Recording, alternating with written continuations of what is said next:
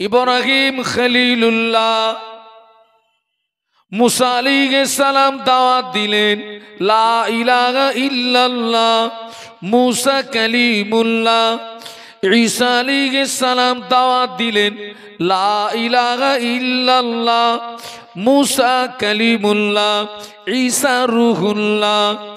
মুসা নবী, ঈসা নবী, নূহ নবী, দাউদ নবী, লূত নবী, এনারা হলেন এলাকা ভিত্তিক নবী। কি নবী বলেছি? বলুন বলুন। এলাকা ভিত্তিক নবী। কোন নবী একটা এলাকার নবী, কোন নবী একটা গোত্রের নবী, কোন নবী কয়েকজন ব্যক্তির নবী। কিন্তু আমরা যে নবীর উম্মত, আমাদের নবী এলাকা ভিত্তিক নবী নন, আমাদের নবী গোত্র ভিত্তিক নবী নন, আমাদের নবী ব্যক্তি বিশেষ নবী নন, আমাদের নবী হলেন মানব জাতের নবী। একটু মহব্বতে বলা গেল না? শুধু মানব জাতের নবী নন, আমাদের নবী মানবের নবী, দানবের নবী, গাছের নবী, মাছের নবী। শুধু তাই নয়, জমিনের পাথরগুলো পর্যন্ত আমাদের নবীকে দেখে সালাম জানাতো। এই জমিনের পাথর আমাদের নবীকে দেখে সালাম জানাতো। গাছ নবীকে চিনল, মাছ নবীকে চিনল, পাথর নবীকে চিনল। কিন্তু সেই নবীর একদল উম্মত, এটা দুঃখ এবং আফসোস, আমরা সেই নবীকে এখনো পূর্ণাঙ্গভাবে চিনতে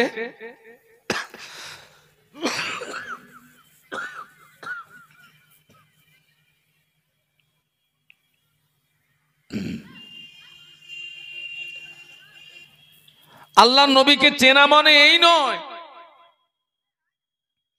আল্লাহ নবীকে ভালোবাসা মানে এই নয় যে হাজার দানার তসবিহ নিয়ে 24 ঘন্টা নবীর নামে জিকির করব। আল্লাহ নবীকে ভালোবাসা মানে এই নয় যে নবীর শানে বৎসরে কায়দা করে একটা মাহফিল দিয়ে দিলাম, নবী পেয়ে গেলাম। আল্লাহ নবীকে ভালোবাসতে গেলে আল্লাহর কোরআন সাক্ষী দিচ্ছে, লাকাদ কানা লাকুম ফি রাসূলিল্লাহি উসওয়াতুন হাসানা। একটু সুবহানাল্লাহ বলুন। আল্লাহ বললেন, আমি আমার হাবিব নবী মুহাম্মদ সাল্লাল্লাহু আলাইহি ওয়াসাল্লামকে তোমাদের কাছে উত্তম আদর্শের নমুনা করে পাঠিয়েছি। একটু জোরে বলুন। আল্লাহ নবীকে পেতে গেলে তার আদর্শে আমাদেরকে আদর্শিত হতে হবে।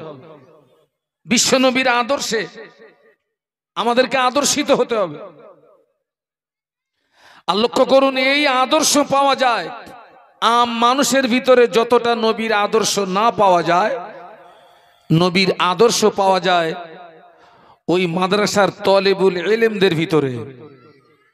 একটু সুবহানাল্লাহ বলবেন না? আর একটু মহব্বতে বলুন। আল্লাহ পাক কোরআন শরীফের ভিতরে বললেন, কুল ইন কুনতুম তুহিব্বুনাল্লাহ ফাত্তাবিউনি ইউহিব্বুকুমুল্লাহ। একটু সুবহানাল্লাহ বলবেন না?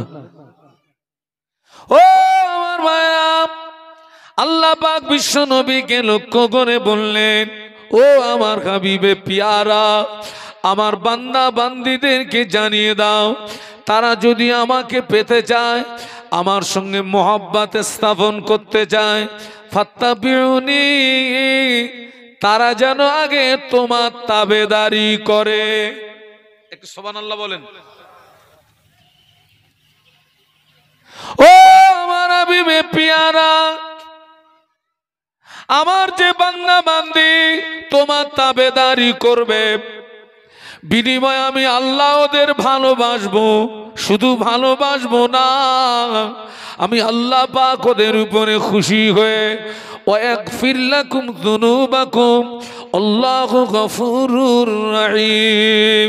আমি আল্লাহ পাক ওই বান্দা বান্দীদের উপরে খুশি হয়ে আমি আল্লাহ পাক ওই বান্দা বান্দির জীবনের সমূহ গুনাহগুলোকে মাফ করে দেব। সবাই মিলে একটু মহব্বতে বলা যায় না?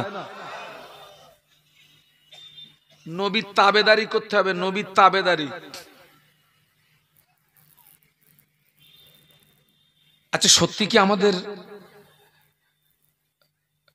আমরা নবীর তাবেদারি করি পূর্ণাঙ্গ? আমরা আমরা আমরা কথা বলে না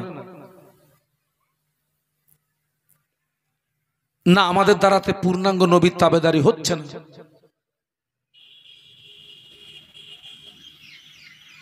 পূর্ণাঙ্গ নবীর তাবেদারি হচ্ছে না। নবী পাকের একজন সাহাবী আল্লাহ নবীকে জিজ্ঞাসা করেছিলেন, ইয়া রাসূলুল্লাহ, হাবিবাল্লাহ, মাতা সা, হুজুর কিয়ামত কবে হবে? আমার সঙ্গে একটু কথা বলবেন। সাহাবী নবীকে কি জিজ্ঞাসা করলেন? হুজুর কিয়ামত, একটু বলুন না, কথা বলুন, কিয়ামত কবে হবে? কি হচ্ছে বলুন তো? আল্লাহ নবী ওই সাহাবীকে জিজ্ঞাসা করেছিলেন, ও বাবা সাহাবী, তুমি কিয়ামতের সংবাদ নিচ্ছ, কিয়ামতের খবর নিচ্ছ, কিয়ামতের জন্য কি অর্জন করেছো বলো, কিয়ামতের জন্য কি সঞ্চয় করেছো বলো। ওই সাহাবী জবাব দিয়েছিলেন, ইয়া রাসূলুল্লাহ, হাবিবাল্লাহ, হুজুর, আমি কিয়ামতের জন্য কিছুই অর্জন করতে পারিনি, আমি কিয়ামতের জন্য কিছুই সঞ্চয় করতে পারিনি, তবে আমি আল্লাহর রসুলকে ভালোবেসেছি।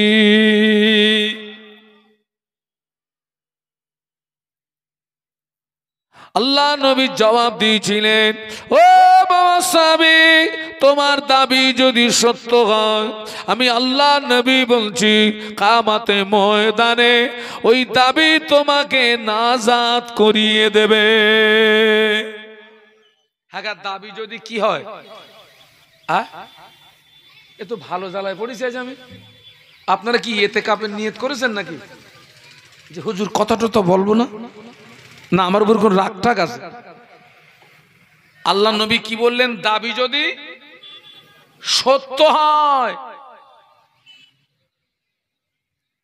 দাবি যদি সত্য হয়, কিয়ামতের ময়দানে ওই দাবি তোমাকে নাজাত করিয়ে দেবে। আমরা সেই নবীর ভালোবাসার দাবিদার তো নাকি? এই দাবির সত্যতা প্রমাণ করাতে হবে। আপনি অবস্থা দেখেন, ওই যে আল্লাহর কোরআনের আয়াত, লাকাদ কানা লাকুম ফি রাসূলিল্লাহি উসওয়াতুন হাসানাহ, আল্লাহ বললেন, এ বিশ্ববাসী, আমি আমার হাবিব নবী মুহাম্মদ সাল্লাল্লাহু আলাইহি ওয়াসাল্লামকে তোমাদের কাছে উত্তম আদর্শের নমুনা করে পাঠিয়েছি। আল্লাহ পাক কোরআন শরীফের ভিতরে বললেন, মা আতাকুমুর রাসূলু ফাখুযুহু ওয়া মা নাহাকুম আনহু ফান্তাহু। একটু বলুন আল্লাহু আকবার, জবান খুলে বলুন। আল্লাহ পাক বললেন, মা আতাকুমুর রাসূলু ফাখুযুহু ওয়া মা নাহাকুম আনহু ফান্তাহু। আল্লাহ বললেন, আমার হাবিব তোমাদের যেটা আদেশ করে, আমার হাবিবের আদেশটাকে মেনে নাও।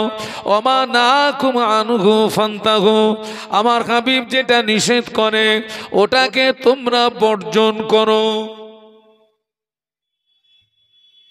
আদেশটাকে মানো আর নিষেধটা কি করো? বর্জন করো।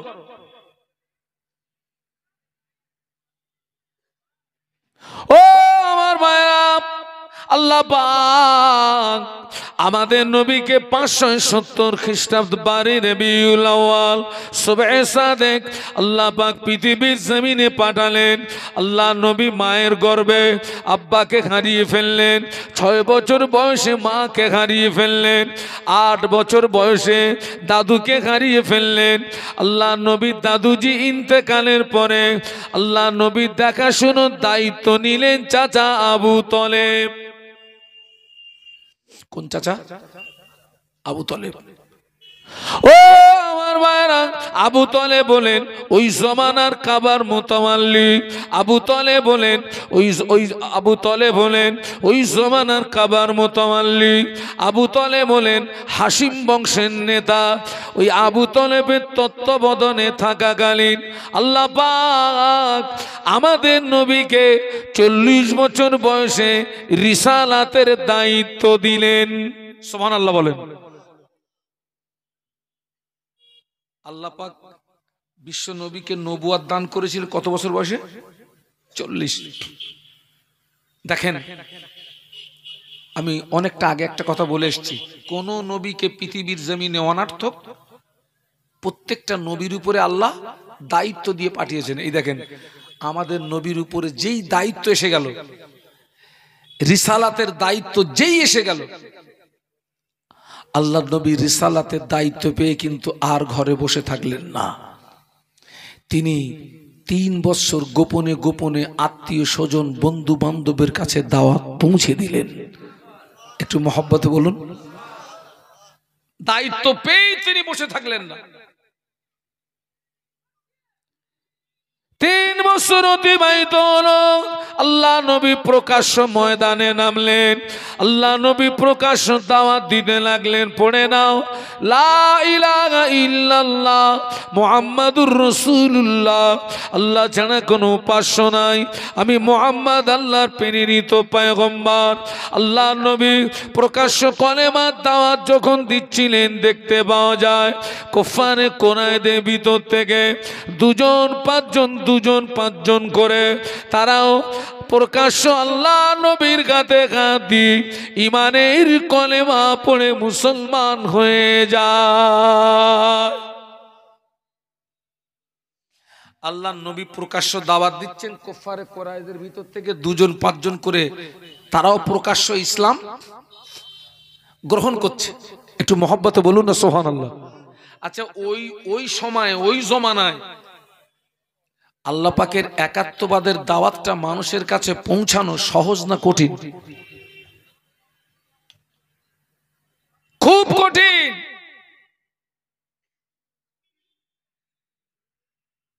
কুফারে কোরাইশদের ভিতর থেকে 2জন 5জন করে যখন প্রকাশ্য ইসলাম গ্রহণ করতে লাগলো, দেখতে পাওয়া যায় আবু জাহাল, আবু লাহাব, উতবা, শাইবা, ওদের গাত্রদাহ বেড়ে গেল, গায়ের যন্ত্রণা বেড়ে গেল। মুহাম্মদ যেভাবে নতুন ধর্ম প্রচার করছে, আমাদের দলীয় মানুষ যেভাবে মুহাম্মাদের দলে আশ্রয় নিচ্ছে, আমরা যদি মুহাম্মাদের কাজের গতি না রুখি, ভবিষ্যতে এমন একটা দিন আসবে যেদিন আমাদের আর কোনো অস্তিত্ব থাকবে না।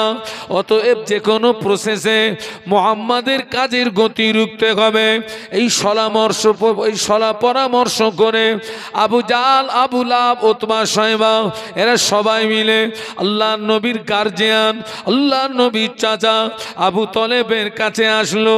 আল্লাহ নবী ওই সময় কলেমা প্রচারে বেরিয়ে পড়েছিলেন।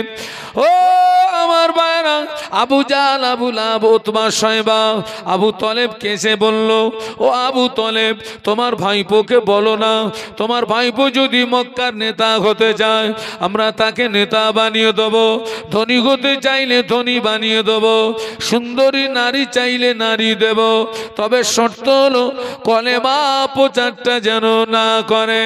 ও আবু তালেব তোমার ভাইপো আমাদের দেওয়া দাবি মেনে নিয়ে কলেমা প্রচার বন্ধ করে তো ভালো, এরপরে যদি কলেমা প্রচার বন্ধ না করে আমরা তোমাকে হুঁশিয়ারি দিচ্ছি আজকের থেকে তুমি তোমার ভাইপোকে আর আশ্রয় দিতে পারবে না। ও আবু তালেব, এরপরেও যদি তুমি তোমার ভাইপোকে আশ্রয় দাও আমরা তোমাকে হুঁশিয়ারি দিচ্ছি আমরা তোমার বিরুদ্ধে যুদ্ধ ঘোষণা করব। আজকের যে দিন ইসলাম পেয়েছি, কোরআন পেয়েছি, হাদিস পেয়েছি, শরিয়াত পেয়েছি, এই দিন ইসলামকে প্রতিষ্ঠিত করতে গিয়ে আমার আপনার নবীকে কষ্ট স্বীকার করতে হয়েছে না হয়নি? একটু বলুন।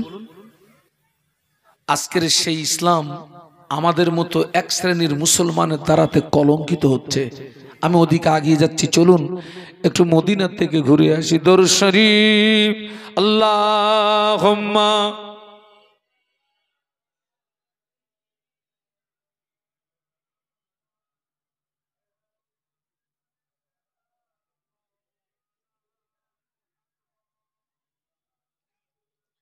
এতগুলো মানুষ একটু জোরে জোরে পড়া যায় না? আল্লাহুম্মা।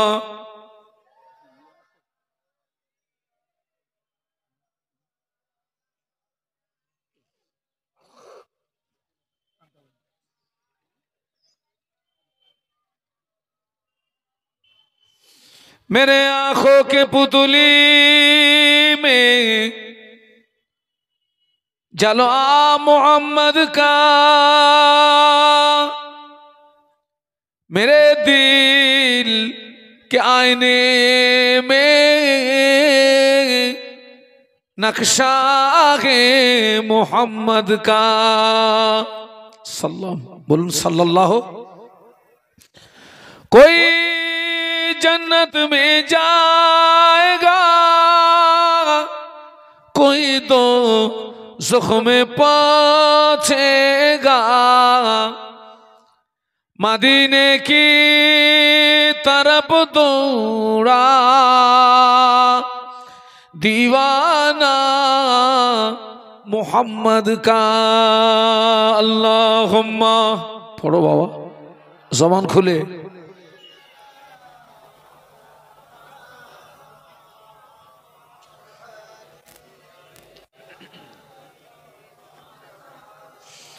জবান খুলে বলুন আল্লাহু আকবার। আর একটু আওয়াজ তুলুন না, আল্লাহু আকবার। ওরা আবু তলেবকে হুইপ জারি করে বাড়িতে এসে অঙ্ক কষছে। আবু তলেবকে যা বলে এসেছি সিদ্ধান্ত একটা নিতে হবে। আল্লাহ নবী কলেমা প্রচার করে বাড়ি ফিরলেন। ও আমার ভাইরা, আবু তলেব আল্লাহ নবীকে একটি নির্জন কক্ষে ডেকে নিয়ে বললেন, বাবা মুহাম্মদ, তোমার জন্য খুশির সংবাদ। আল্লাহ নবী মনে করলেন কোন কাফের মনে হয় ইসলাম গ্রহণ করেছে। বাবাজি, একটা কাফের যদি ইসলাম গ্রহণ করে আল্লাহ নবীর বুকটা যেন 50 হাতের মতো লম্বা হয়ে যেত। একজন কাফের ইসলাম গ্রহণ করলে নবীর মনটা আনন্দে ভরে উঠত। ও চাচাজান, কি খুশির সংবাদ বলুন না। আবু তলেব বলে, বাবা, মক্কার বিশিষ্ট ব্যক্তিরা বলে গেল তুমি যদি মক্কার নেতা হতে চাও তারা তোমায় নেতা বানিয়ে দেবে, ধনী হতে চাইলে ধনী বানিয়ে দেবে, সুন্দরী নারী চাইলে নারী দেবে, তবে শর্ত হলো বাবা কলেমা প্রচারটা করা যাবে না। আল্লাহ নবী বলেছিলেন, ও চাচাজান, আপনি ওদেরকে বলে দেন যদি ওদের দাঁড়াতে সম্ভব নয়, ওরা যদি আমার এক হাতে আসমানের চাঁদ এনে দেয়, অপর হাতে যদি আসমানের সূর্য এনে দেয়, তথাপিও মুহাম্মদ আল্লাহর দেওয়া দায়িত্ব কলেমা প্রচার বন্ধ করতে পারবে না।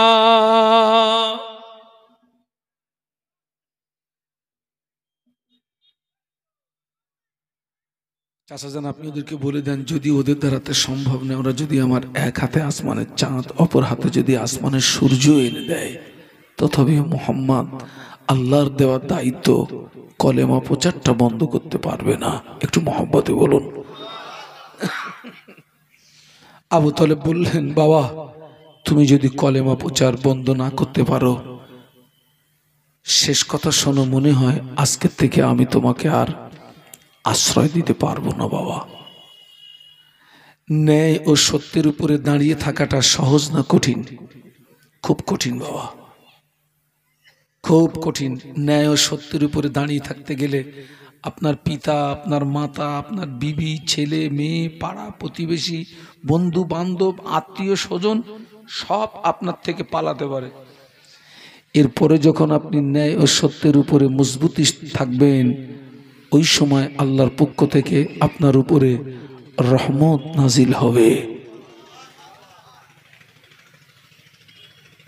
আর এটা হচ্ছে আখিরি জমানা, আরো কঠিন। ন্যায় ও সত্যের উপরে দাঁড়িয়ে থাকা আরো, বলুন ও আল্লাহ নবী ১৫০০ বছর আগে নূরের জবানে বলেছিলেন, ইসবিউর রাজুলু মুমিনান ওয়া ইমসি কাফিরা ওয়া ইমসি মুমিনান ওয়া ইসবিউ কাফিরা।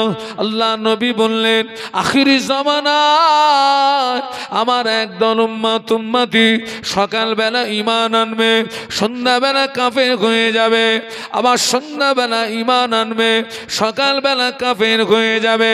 আল্লাহ নবী বলেছিলেন, ও আমার সাহাবীরা, আখিরি জামানা হাতের তালুতে আগুন রাখা যত না কষ্ট হবে, আমি আল্লাহ নবী বলছি তার চেয়ে আরো বেশি কষ্ট হবে ঈমান নিয়ে বেঁচে থাকা। হাতের তালুতে আগুন রাখা যাবে বাবা? যারা চুপ করে আছেন মনে পারবেন টারবেন? হাতের তালুতে আগুন রাখা যাবে? ওই ওখানে রান্না হচ্ছে, তাবারুক হচ্ছে, কাঠ পুড়ে পুড়ে দনা দনা দনা দনা আগুন বার হয়। ওই আগুনের দলা যদি একটা হাতের তালুতে তুলে দেওয়া হয়, রাখা যাবে না। আল্লাহ নবী বললেন, ও আমার সাহাবীরা, আখির জামানা তার চেয়ে আরো বেশি কষ্ট হবে ঈমান নিয়ে বেঁচে থাকা। ঈমান যদি ঠিক থাকে, নামাজের দাম আছে, রোজার দাম আছে, হজের দাম আছে, দান সদকার দাম আছে। ঈমান যদি ঠিক না থাকে বেটা, তোর আমলের মূল্য নাই। ঈমান ঈমান। এখান থেকে ২০ বছর ৩০ বছর আগে অধিকাংশ মসজিদ ছিল কাঁচা, কিন্তু মুসল্লিদের ঈমান ছিল পাকা। একটু সুবহানাল্লাহ, একটু মহব্বতে। ২০ বছর ৩০ বছর আগে অধিকাংশ মসজিদ ছিল পাকা না কাঁচা, কাঁচা কাঁচা কাঁচা, মুসল্লিদের ঈমান ছিল পাকা।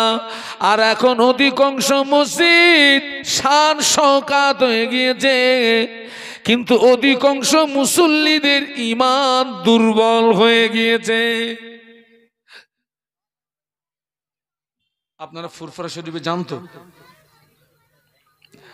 আমার মুজাদ্দেদে জামান যে মসজিদে আল্লাহ পাকের ইবাদত করে আল্লাহ পাকের ওলিয়ে কামেল বান্দা হয়েছিলেন, ওই মসজিদটা পাকা না কাঁচা? সবাই মিলে বলেন কাঁচা কাঁচা। আজও সে মসজিদ আছে না নেই? মূল মসজিদটা কিন্তু মাটির, বাইরে যেটা বাড়ানো ওটা পাকা। ফুরফুরা শরীফে মুজাদ্দিদুজ্জামান কাঁচা মসজিদে আল্লাহকে ডেকে ডেকে আল্লাহর ওলি হয়ে গেলেন, মুজাদ্দিদিয়াতের লাকাব পেয়ে গেলেন। আর আমরা মসজিদে এসি লাগিয়ে আল্লাহ পাওয়া যায় না।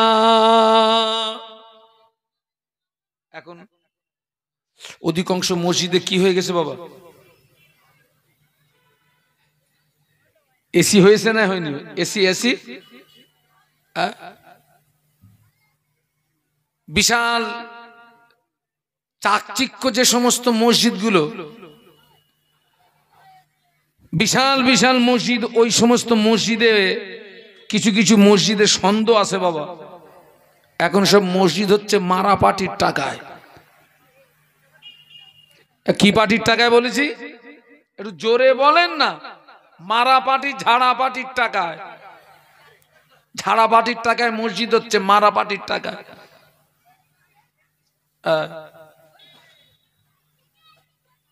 ফিরে আসুন। আবু তলেব সাহাব বললেন, বাবা তুমি যদি তোমার দায়িত্ব থেকে সরে না আসো, মনে হয় আজকের থেকে আমি তোমাকে আর আশ্রয় দিতে পারবো না বেটা। কারণ এরপরে যদি আমি তোমাকে আশ্রয় দিই, ওরা আমার বিরুদ্ধে যুদ্ধ ঘোষণা করবে। আমি আমি আমি বৃদ্ধা হয়ে গিয়েছি, বুড়ো হয়ে গিয়েছি বাবা, আমাকে বৃদ্ধা বয়সে তুমি জিহাদের মোকাবেলায় নিয়ে যেও না, আমি পারবো না বাবা। আল্লাহ নবী কেঁদে ফেললেন। ও মুরব্বীরা, আল্লাহ নবী কাঁদতে কাঁদতে বলেছিলেন, চাচা যান, চাচা যান, আমি মায়ের পেটে থাকাকালীন আব্বাকে খানালাম, 6 বছর বয়সে মাকে খানালাম, 8 বছর বয়সে দাদুজিকে খানালাম। ও চাচা যান, সেখান থেকে আমি আপনার তত্ত্বাবধানে ছিলাম। ও চাচা যান, সারাদিন মক্কার মানুষেরা আমায় কত গালি দেয়, সারাদিন মক্কার মানুষেরা আমায় কত দুচ্চাই করে। ও চাচা যান, সারাদিন পরে আমি যখন আপনার কাছে ফিরে আসি, আপনি আমাকে একবার মোহাম্মদ বলে ডাকার সঙ্গে সঙ্গে সারাদিনের কষ্ট নিবারণ হয়ে যায়, সারাদিনের কষ্ট মুছে যায়। ও চাচা যান, আজকে যদি আপনি আমাকে আশ্রয় না দেন, জায়গা না দেন, আমি মোহাম্মদ এটি জানবো, পৃথিবীর জমিনে মোহাম্মদের পাশে দাঁড়ানোর মতো কেউ নাই, পৃথিবীর জমিনে মোহাম্মদের আহা বলার মতো কেউ নাই, পৃথিবীর জমিনে মোহাম্মদের চোখের পানি দেখার মতো কেউ নাই। ও চাচা যান, আপনি আমাকে আশ্রয় দেবেন কিনা, আপনি আমাকে জায়গা দেবেন কিনা, ওটা আপনার ব্যক্তিগত ব্যাপার, তবে আপনি আমাকে আশ্রয় দেন আর না দেন, আমি মোহাম্মদ আল্লাহর দেওয়া দায়িত্ব কলেমা প্রচার বন্ধ করতে পারবো না। জোরে বলেন না?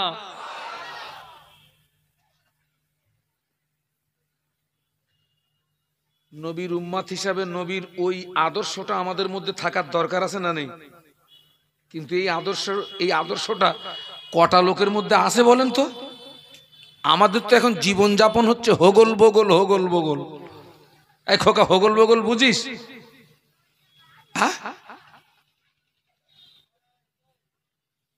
অধিকাংশ মানুষ আমাদের জীবন যাপন হচ্ছে তো হোগল বগল জীবন যাপন। যেদিকে যেদিকে কি পড়ে পানি, ওইদিকে ধরো সাথী। নাজাত পাওয়া যাবে তো?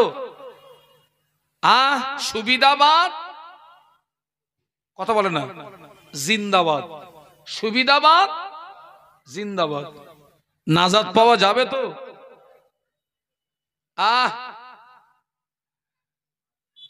কিছু কিছু মানুষ বলে, হুজুর আমাদের গ্রামে একজন মানুষ এত ভালো মানুষ, হুজুর জীবনে কোনোদিন কারোর সঙ্গে ঠোঁটে ঠোঁট লাগেনি।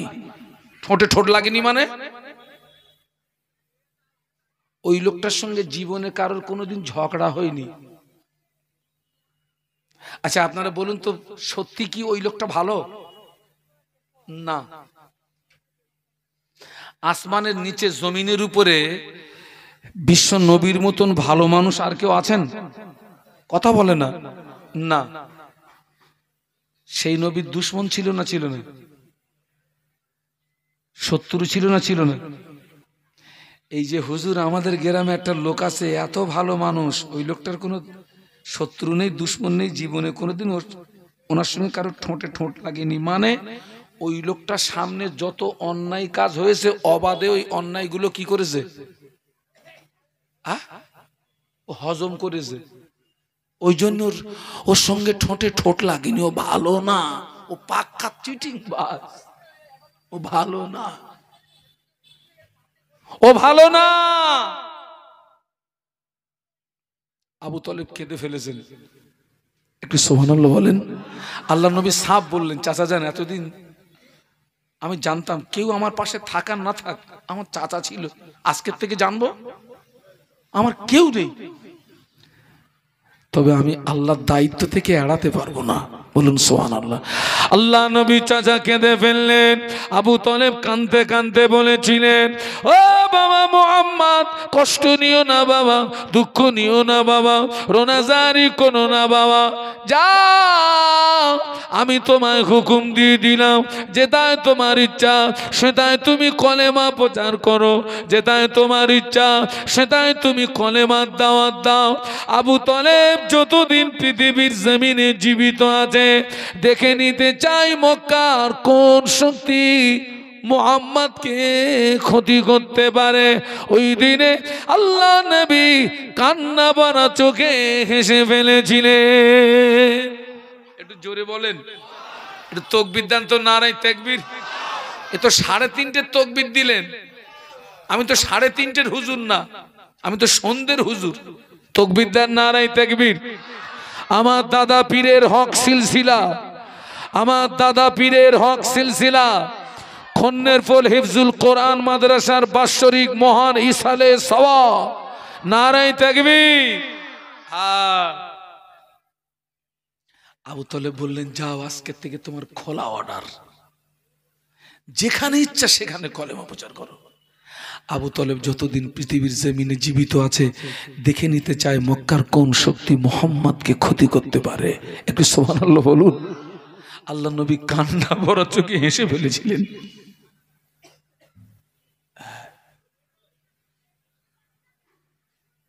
সেই দিন ইসলাম, আহারে, এই দিন ইসলামকে প্রতিষ্ঠিত করতে গিয়ে আল্লাহ নবী দান শহীদ হল।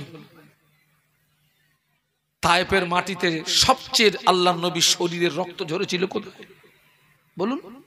তায়েফ। তায়েফ কারা কারা তায়েফে গেছেন একটু হাত তোলেন তো।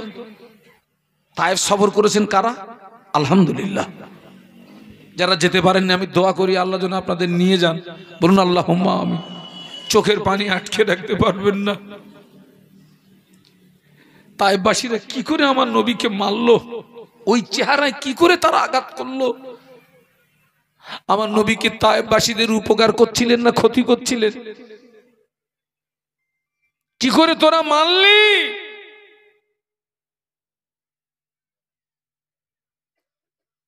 শেষ পর্যন্ত আল্লাহ নবীকে গভীর রাতে কাঁদতে কাঁদতে জন্মভূমিটা ছেড়ে দিয়ে আল্লাহ নবী যেদিন মক্কা থেকে মদিনাতে হিজরত করছিলেন, বারে বারে কাবার দিকে ফিরে কাঁদছিলেন আর বলছিলেন, ওরে কাবা, তো দুষ্টু সন্তানরা আমাকে থাকতে দিল না, আমি চলে যাচ্ছি, তবে কথা দিয়ে যাচ্ছি আল্লাহ রাজি থাকলে আবার একদিন তোর কাছে ফিরে আসব। জোরে বলতে পারলেন না? ওরে কাবা, আমি চলে যাচ্ছি, তো দুষ্টু সন্তানরা আমাকে থাকতে দিল না, তবে কথা দিয়ে যাচ্ছি আল্লাহ রাজি থাকলে আবার একদিন তোর কাছে ফিরে আসব। আল্লাহ এনেছিলেন না আনেননি?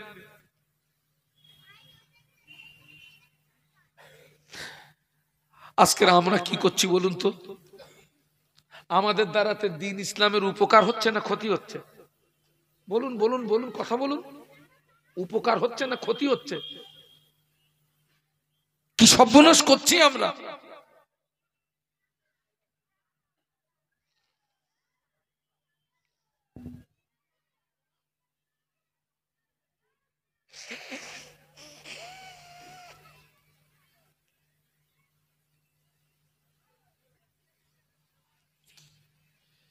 ইসলামের প্রথম যুদ্ধ ছিল কোনটা?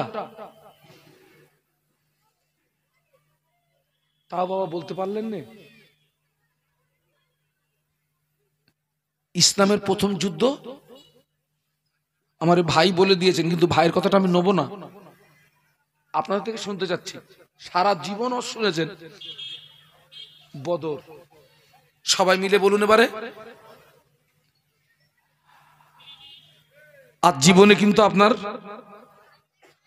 এই কথাটা কিন্তু স্মৃতি থেকে যাবে না। ইসলামের প্রথম যুদ্ধ বদর, ইসলামের দ্বিতীয় যুদ্ধ উহুদ। কোনটা? উহুদের যুদ্ধ হচ্ছে বদর যুদ্ধের প্রতিশোধ। ওই বদর যুদ্ধে কাফেররা গোহারা হারলো। বদরের যুদ্ধ ছিল মুসলমানদের টিকে থাকার যুদ্ধ। বদরের যুদ্ধে যদি মুসলমানরা হেরে যেতেন, ইসলাম ও পর্যন্ত কবর হয়ে যেত, আর আসতো না, আর আসতো না। বদরের যুদ্ধে মুসলমানের সংখ্যা ছিল 313, কাফেরদের সংখ্যা ছিল 1000।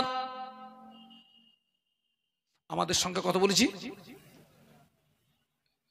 কাফেরদের সংখ্যা 1000। 1000 কাফের ছিল সশস্ত্র, 313 ছিল নিরস্ত্র। ওই 1000 কাফের ছিল সশস্ত্র, আর 313 ছিল কিচ্ছু নেই। ও আমার ভাইরা, আল্লাহ পাক আমাদের নবীকে আদেশ করেছিলেন। আল্লাহ পাক নবীকে আদেশ করলেন, ও আমার হাবিবে পেয়ারা, আর ওয়াজ নসিহত করে হবে না, আর বুঝিয়ে সুজিয়ে হবে না। ওয়াজ নসিহত করে হবে না, বুঝিয়ে সুজিয়ে হবে না। আমি আল্লাহ আপনাকে বলছি, বদরের ময়দানে যেতে হবে, বদরের ময়দানে আসতে হবে, আবু জাহালের বিরুদ্ধে লড়াই করতে হবে। ও আমার হাবিবে পিয়ারা, আমি আল্লাহ পাক আপনাকে আদেশ দিলাম, ময়দানে আসতে হবে, যুদ্ধ করতে হবে। আল্লাহ নবী সাহাবীদেরকে ডাকলেন, সাহাবীদেরকে ডেকে ওই কথাটা বললেন, ও আমার সাহাবীরা, আল্লাহ পাক আমাকে আদেশ করেছেন, আর ওয়াজ নসিহত করে হবে না, বুঝিয়ে সুজিয়ে হবে না, বদরের ময়দানে যেতে হবে, লড়াই করতে হবে, দ্বীন ইসলাম জিন্দা করতে হবে।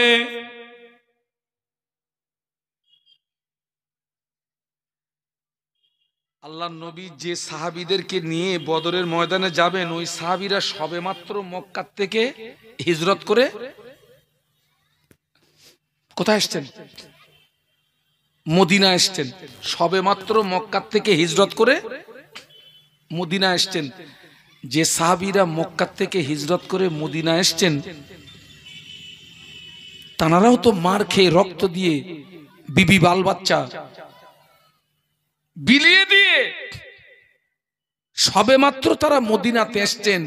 আল্লাহ নবী খুব টেনশনে পড়ে গেলেন, আমি এখন কি করে এদেরকে বলি যে আমার সঙ্গে চলো, বদরের ময়দানে তোমাদেরকে যুদ্ধ করতে হবে, জীবন দিতে হবে, ইসলামকে বাঁচাতে হবে।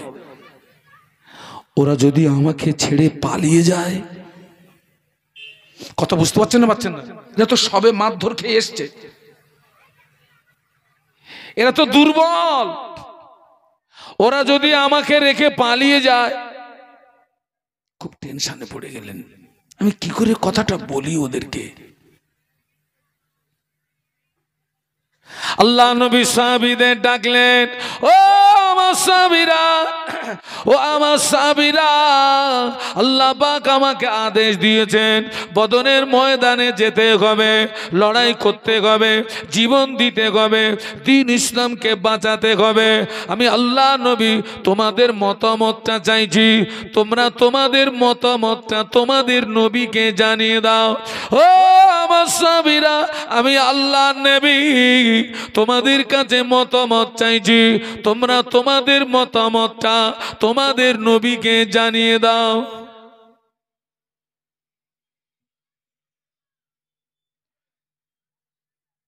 সাহাবীদের জবাবটা শুনুন।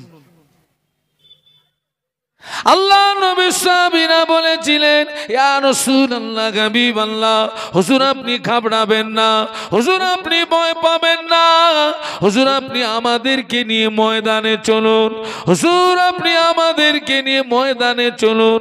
আমরা আপনার সামনে, আপনার পিছনে, আপনার ডাইনে, আপনার বায়ে, সর্বক্ষণ যুদ্ধের ময়দানে আপনার সঙ্গী হয়ে থাকবো। বলতে পারলেন না? মোহাব্বতে বলতে পারলেন না? ইয়া রাসূলুল্লাহ গে, ইয়া হাবিবাল্লাহ, হুজুর আপনি ঘাবড়াবেন না, হুজুর আপনি ভয় পাবেন না, হুজুর আপনি আমাদেরকে নিয়ে ময়দানে চলুন। আমরা যুদ্ধের ময়দানে আপনার সামনে, আপনার পিছনে, আপনার ডায়ে, আপনার বাঁয়ে, যুদ্ধের ময়দানে সর্বক্ষণ আপনার সঙ্গী হয়ে থাকবো। আমরা হলে কি করতুম? বলুন বলুন। পালাতুম। সবে মার খেয়েছি, আবার আবার যাব?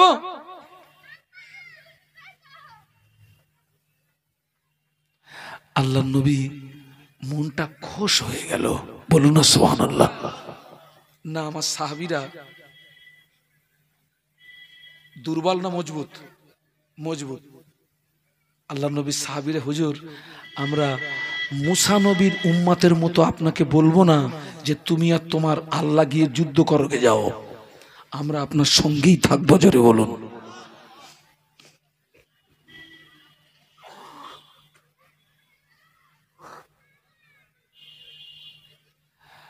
আজ কয়েকদিন খুব সর্দিতে অ্যাটাক হয়ে গেছি বাবা,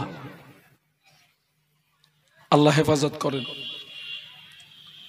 আল্লাহ নবী সাহাবীদের সঙ্গে কোণে নিয়ে বদরের ময়দানে রওনা হলেন। বদরের ময়দানে কাফেরদের নেতৃত্ব দিচ্ছে আবু জাল। কে? একটু জোরে বলেন।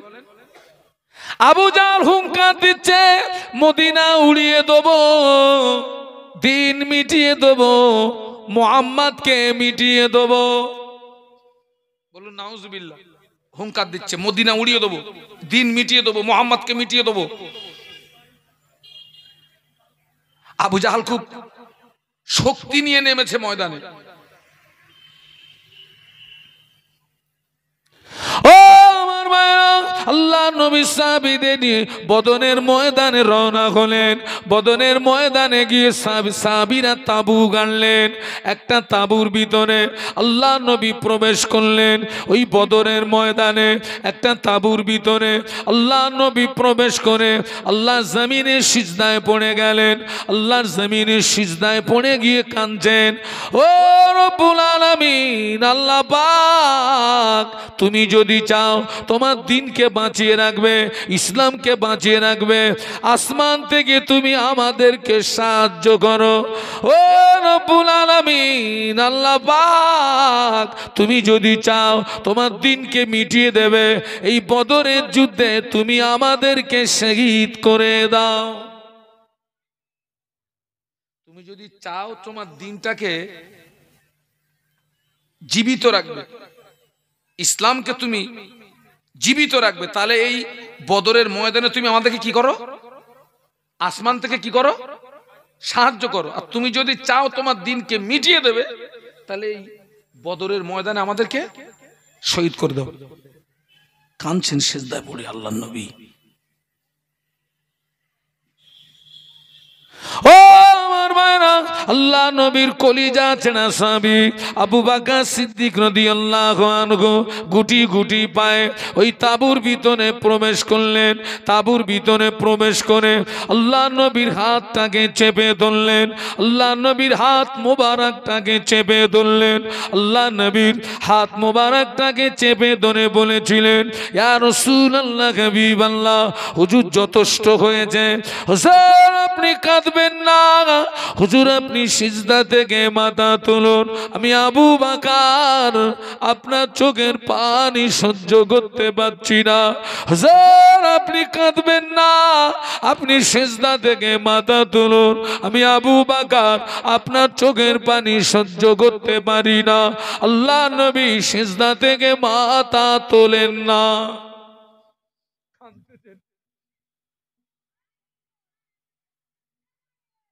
কাঁদতেছেন।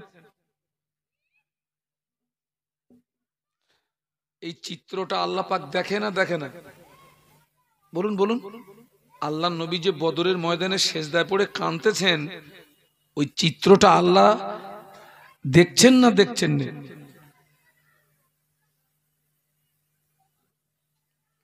আল্লাহ পাক সকলের চোখের পানি সহ্য করতে পারেন, কিন্তু হাবিবের চোখের পানি সহ্য করতে দেখেন ইব্রাহিম খলিলুল্লাহ, তাই না? আর